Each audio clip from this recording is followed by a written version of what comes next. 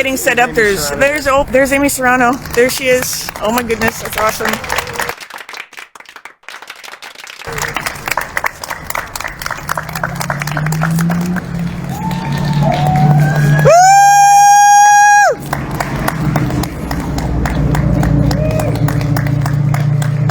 We love you guys.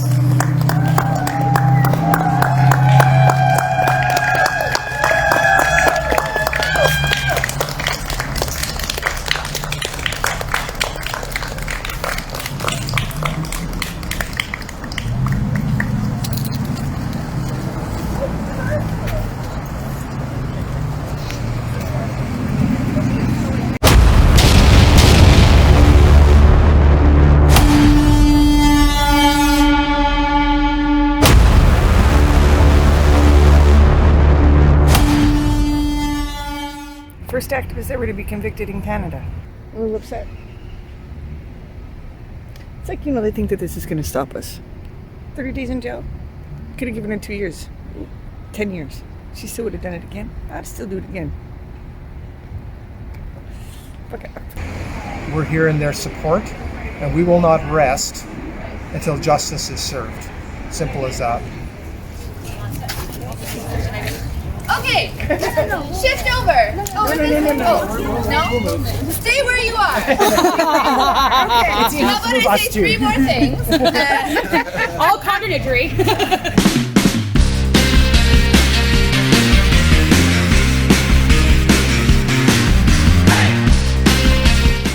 Do you have any regrets?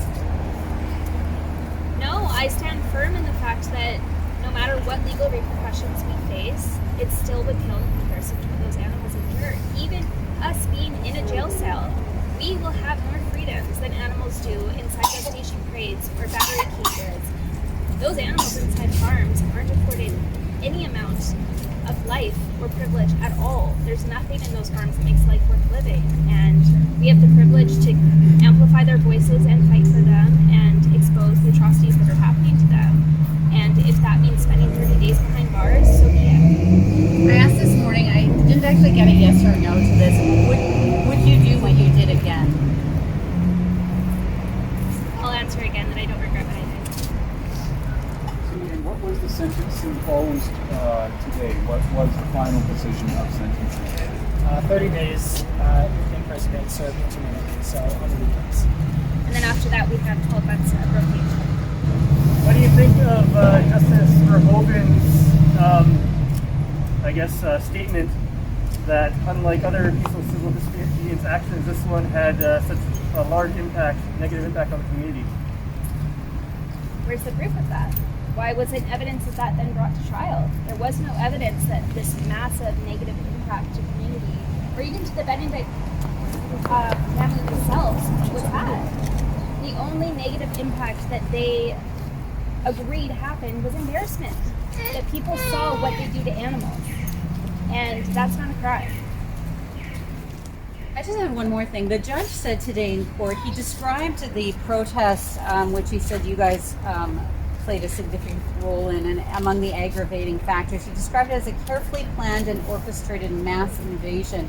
He said that you guys had incited and encouraged many others to break the law that day. Do you have a response to that? He used very choice words, which I find interesting. And as I said, today will definitely add to those grounds of appeal. Throughout our entire trial, Justice Verhoeven has displayed huge bias against animals and activists, including calling our peaceful sit-in an invasion. It certainly was not an invasion. And if anyone actually watched the footage that was shown in trial, I mean, you would clearly see that.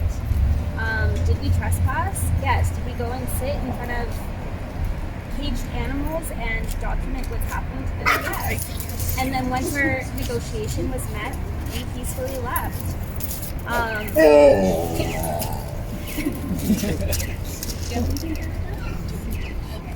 Before a lawyer chimes in, what are the major grounds for appeal that you're exploring?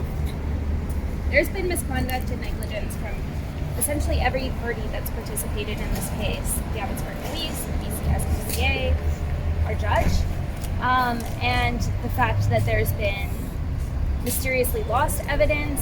Evidence has been destroyed prior to being brought to trial. Violations of search warrants. It's never ending.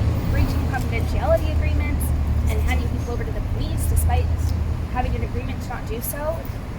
It's just all stacked up. We even had a jury member show up when they gave the verdict and wearing a "Make Canada Great Again" T-shirt, when no juror is allowed to have any sort of political statement on their shirt, never mind an anti-political sort of alt-right slogan, which is a clear message to us, especially on that day getting the verdict. So, I mean, it's never ending. There's so many grounds for appeal, and today just added to that. What were some of the other cases that he referred to in comparison to your case? It's interesting the amount of cases that he brought forward today, because some of which the Crown never even presented to the judge. So he went on his own expedition to find other cases that he thought were applicable in order to criminalize us and put us in jail. And none of them really were a direct comparison to what we did. They weren't peaceful sit-in actions. Some of them vandalized, some of them were blocking traffic. It was so many different forms of activism that, yes, were civil disobedience, but did have a sort of direct impact on people and could incite violence. And he kept referring to violence and the fact that our situation could have been violent. What he failed to acknowledge is that we took every precaution to safeguard against violence that day. And it's the most peaceful action that we could have put together. So I don't see how it's a direct comparison at all. What was his explanation for why he cut you off in court during your one-time dispute? From what I remember, his explanation was relevance, that he didn't think that what I had to say was relevant. And it's interesting that he felt the need to give an explanation today for the fact that he cut me off, because I think he's starting to feel his heat to the fire, that was inappropriate of him to do, that for accused at their sentencing hearing, that's the one opportunity for me to talk and say why I went there, what I saw, and my motives for doing what I did, and he stopped me from doing that. Do you think if you read the rest of your statement in the previous session, that Justice Verhoeven would have seen relevance and been able to use that? Yes, I think so. Do I think it would have influenced his decision? No. I think when this trial started, he already knew his decision, and he was just fishing for opportunities to really latch on to and criminalize us. So I don't think it would have impacted the final verdict or what our sentencing is, but I do think it would have made an impact greater than that. I think other activists reading that, other activists listening to that, I think it would have solidified for him exactly why I did what I did. He has an idea in his mind of why I did what I did, but he doesn't know fully. And I think he is, right off the bat in my sentencing statement, I said all animal activists seem to be painted with a similar brush, and that's exactly what he did with this case. Does this mark the first time that animal rights activists have received a jail sentence for an action of this type? Are you aware? Or? As far as I'm aware of, yes. Other animal rights activists have definitely faced jail time, but for much more violent and sort of like destructive action. Certainly not a peaceful sit-in, that the only impact that it had on others was embarrassment. Sorry? To your understanding, has your appeal started? Yes. We signed the last paperwork today, and I think some of that's already been filed, and then once we go in for our first day in prison, or I think after our first weekend in prison, then they're able to file the rest of it. You talk a lot about your sentencing and how he's using it to deter other people from making similar decisions and similar actions. Did you think that it was fair to sentence you based on that? Well, it's interesting. Many of the people here today were there at Meet the Victims that day that we're being charged with. And it's interesting that only 2 of us have been charged out of the 50 who actually went into the farm, even though we all did the same actions that day.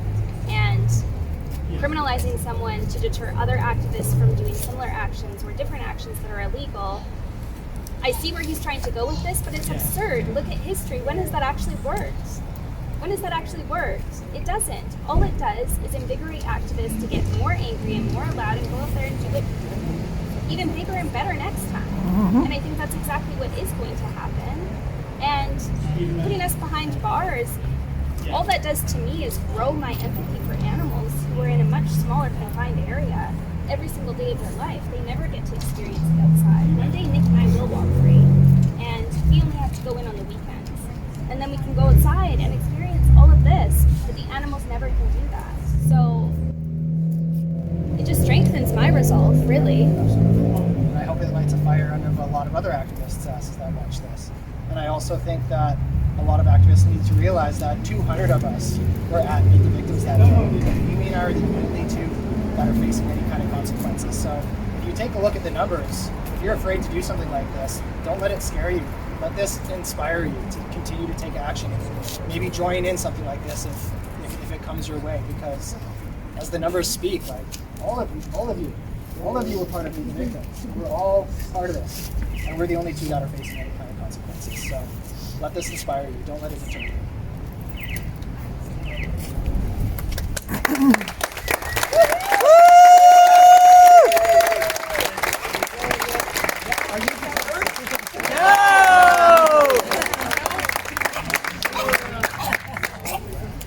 Do you have any messages for other activists who might be facing trial or sentencing coming up, animal rights or otherwise? Anything you want to say to them? I don't know, the feelings are very raw and new, and it's going to take us some time to process. For sure. So I don't know if I can offer any advice or insight. But I think stay strong, it'll be okay. I think it often seems a lot scarier than it is. Even going into trial, even when you're first arrested, I think the unknowns are a lot scarier than they actually are. And if all we have to do at the end of the day is be behind bars for 30 days, we're going to survive that. We're going to be okay. It's not the end of the world. And I think other activists can do that too. All right, that's it.